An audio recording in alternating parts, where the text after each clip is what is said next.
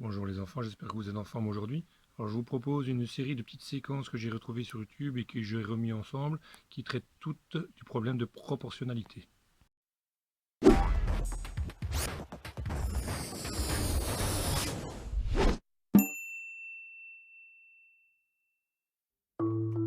Entendu grand-mère, une bûche glacée pour vos 8 petits-enfants. Je vous prépare ça. Allô, la toque? Ici Pat le pâtissier, tu m'entends? Il me faudrait une bûche glacée pour 8 petits rats affamés. Tu peux me préparer ça, s'il te plaît?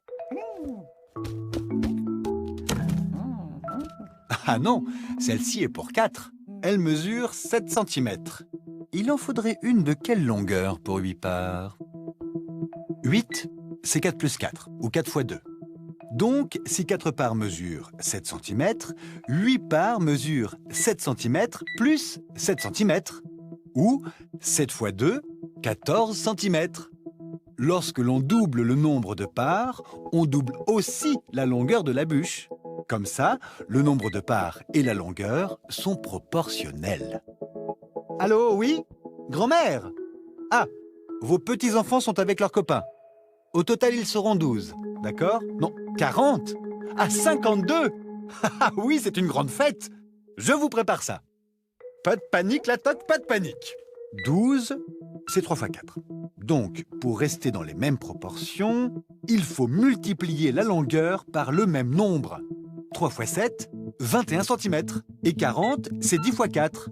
Donc, 10 fois 7, 70 cm pour 40 grands rats affamés. Voyons. Pour 52, c'est 40 plus 12. Donc, pour rester dans la même proportion, la longueur doit être de 21 plus 70, soit 91 cm. Allô? Oui? C'est vous, grand-mère? Ah, ce sont les copains de vos petits-enfants. Ils veulent commander un gâteau au chocolat pour 12. Ah non, 15. Entendu, grand-mère. Je regarde s'il me reste assez de chocolat. La toque? Il faut 200 grammes de chocolat pour un gâteau de 3 personnes. 12, c'est 3 fois 4. Donc, pour garder la même proportionnalité, tu multiplies par 4 la quantité de chocolat. Ça fait 800 grammes. Tu es super, la toque. Je te laisse calculer pour 15. Oui, 15, c'est 3 fois 5. Donc, il faut 1000 grammes de chocolat. Tu veux ajouter quelque chose? Ah oui, 15, c'est aussi 3 plus 12. Donc, 200 plus 800, ça fait 1000 grammes de chocolat au total, ou 1 kg de chocolat. Oui, c'est bon, grand-mère. On a assez de chocolat pour vous faire tout ça. Merci pour votre commande. Et à bientôt. La séquence suivante, elle, c'est plutôt les agrandissements, les réductions.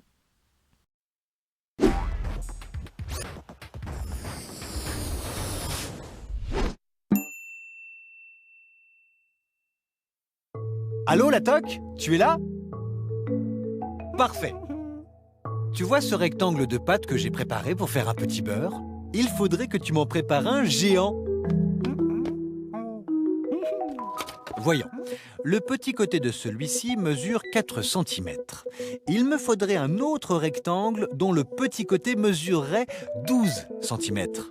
Ah oui, mais là, ces deux rectangles ne sont pas proportionnels. Il faut aussi agrandir l'autre côté. Mais de combien? De 4 à 12, il y a 8. Est-ce qu'il faudrait agrandir l'autre côté de 8 aussi? Qu'est-ce que tu en penses, la toque? Tu veux dire que ce côté du nouveau petit beurre est 3 fois plus grand que l'ancien? Donc, pour être agrandi proportionnellement, l'autre côté du petit beurre doit mesurer 3 fois 6, 18 cm. Fantastique! On peut faire des petits beurres de toutes les tailles! La toque, j'en voudrais un dont le petit côté mesure 6 cm. On a agrandi une fois 4 et une demi-fois 2. Le coefficient d'agrandissement est de 1,5. Il faut donc que je multiplie par une fois et demi le second côté pour qu'il soit proportionnel. 6 multiplié par 1,5 égale 9. Et si on veut réduire et faire des mini-pâtisseries, c'est exactement la même chose. Pour un gâteau 2 fois plus petit, je divise toutes les mesures par 2. Il va donc faire 3 cm par 2 cm et avec la même quantité de pâte, j'aurai 4 mini-pâtisseries. Merci la toque.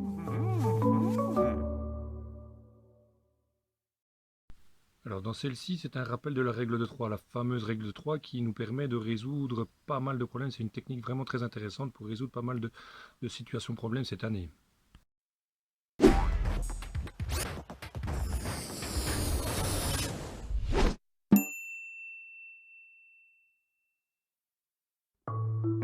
Allô la toque? Tu m'entends? Parfait. Dis-moi, j'ai besoin de 75 grammes de chocolat. Ah, merci la toque.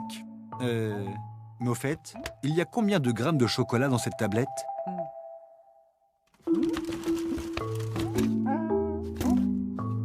200 grammes. Tu peux m'en couper 75 grammes, s'il te plaît? Ah oui, tu ne sais pas s'il faut couper là, là ou là. Eh oui. La toque, peux-tu compter les carrés de chocolat? Voyons voir. Cette tablette a 8 rangées de 4 carrés chacune, soit 4 x 8, 32 carrés de chocolat. Bon, pour connaître la masse d'un carré, je divise 200 par 32. Donc, par combien de carrés faut-il que je multiplie 6,25 pour obtenir 75 par 12? Car 12 fois 6,25 égale 75. Il faut 12 carrés de chocolat pour faire 75 grammes. Tu connais une autre manière de faire? Oh, montre-moi la toque. Il y a bien 8 rangées de carrés de chocolat. Et la tablette pèse au total 200 grammes, d'accord? Si on sait combien pèse une seule rangée de carrés de chocolat, on pourra trouver combien il en faut pour faire 75 grammes. Mais oui! Alors vas-y, toi tu pèses, moi je calcule. Pour trouver la masse d'une rangée, on divise 200 par 8, ça fait 25. Donc, une rangée de carrés de chocolat pèse 25 grammes. Donc, pour obtenir 75 grammes de chocolat, il me faut 3 rangées de carrés de chocolat. Car 3 fois 25 égale 75. 3 rangées de 4 carrés ou 12 carrés, on a trouvé la même quantité. Merci la toque.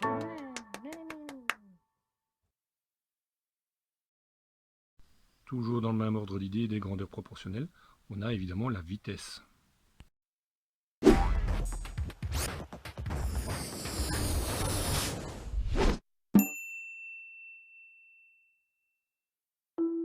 Bonjour la toque. Tu vois ce gros gâteau? Il faut qu'il soit livré dans l'heure et le client habite à 7,5 km. Voyons. Si tu y vas à pied, tu marches à 5 km/h en moyenne. Tu ferais alors 5 km en 1 heure et 2,5 km en une demi-heure. Donc, pour faire les 7,5 km, il te faudrait 1 heure et demie et ça prendrait trop de temps. Si tu y vas en trottinette, tu roules à 10 km/h de moyenne. Tu vas 2 fois plus vite. Donc, tu mettras 2 fois moins de temps. En trottinette, tu mettrais 1 heure et demie pour faire l'aller et le retour.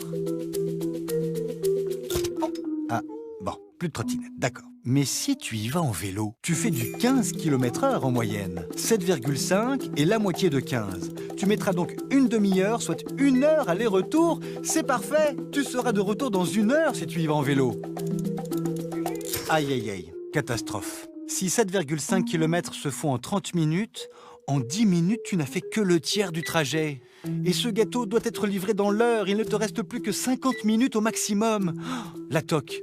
Il faudrait que tu accélères un peu là. Voyons, si tu cours à 6 km/h pendant 50 minutes, tu peux faire 6 km en 60 minutes ou encore 5 km en 50 minutes. C'est juste ce qu'il te reste. Courage la toque, allez, courage! Félicitations la toque, tu as réussi!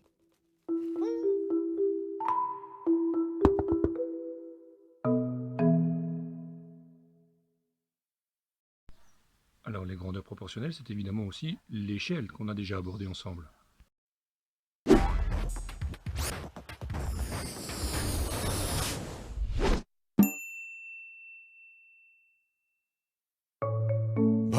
La toque, qu'est-ce que tu fais? Ah, je vois, tu regardes sur la carte où tu dois livrer ces gâteaux. Mhm. Tu veux savoir à combien de kilomètres cette maison est située par rapport à notre pâtisserie? Voyons. Une carte, c'est une représentation à échelle réduite d'une ville, d'une région ou d'un pays.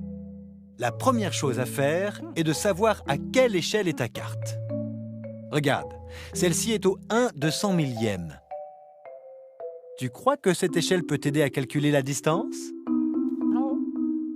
Sur un plan ou une carte, on représente les distances réelles en les réduisant proportionnellement. Donc, si la distance entre la pâtisserie et la maison mesure 8 cm sur la carte, alors la distance réelle est de 200 000 fois 8 cm, soit 1 600 000 cm.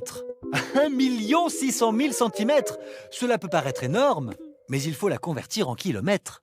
Si on divise par 100, on trouve 16 000 mètres. Et si on divise encore par 1000, cela fait 16 kilomètres. Et voilà, ta première livraison est à 16 kilomètres. Et pour les deux autres? Alors, 3,8 cm pour la plus proche et 16 cm pour la plus éloignée. Et puis, une petite dernière pour faire plaisir à Martha, les pourcentages.